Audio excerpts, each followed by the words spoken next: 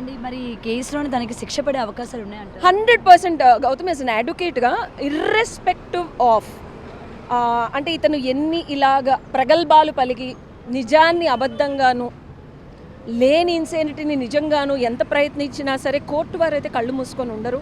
And more over ఆ అమ్మాయి తరఫున కూడా public prosecutor is a regular thing state versus ఈ అబ్బాయి అయిపోద్ది. బట్ ఒక మంచి అడ్వకేట్ని కనుక పెట్టుకుంటే ట్రయల్ ఇస్ వెరీ ఇంపార్టెంట్. చాలామంది అనుకుంటారు 5 సంవత్సరాలు పడుతుంది, శిక్ష పడదు. నో, నేను గమనిస్తున్న, నేను ప్రాక్టీస్ చేస్తున్న నా సీనియర్స్ని నేను చూస్తున్నాను. The way you do the ట్రయల్ను క్వశ్చన్స్ అడిగేదాన్ని బట్టి మెజిస్ట్రేట్ ముందైతే అబద్ధాలు ఇవన్నీ చెప్పడానికి, బికాస్ దేర్ ఆర్ వాదోపవాదాలు. ట్రయల్ కరెక్ట్గా క్వశ్చన్స్ అడిగితే, ఫ్యాక్ట్స్ని అడిగితే ఆ అబ్బాయితోనే మనం మర్డర్ చేశాడని చెప్పించచ్చు. ఇప్పుడు నేను చెప్పిన ఫ్యాక్ట్స్ అండ్ ఇంకొంచెం లోతుపాట్లకి వెళ్ళి అమేజింగ్గా ఫ్యాక్ట్స్ని కనుక అబ్బాయికి క్వశ్చన్స్ లాగా మనం ప్రజెంట్ చేసి పోక్ చేయగలిగితే అతనే ఒప్పుకుంటాడు ఐ డిడ్ దిస్ మర్డర్ అని. బికాస్ యు ఆర్ నాట్ క్యామోఫ్లేజింగ్ వాళ్ళలాగా లేనివి అడగట్లేదు.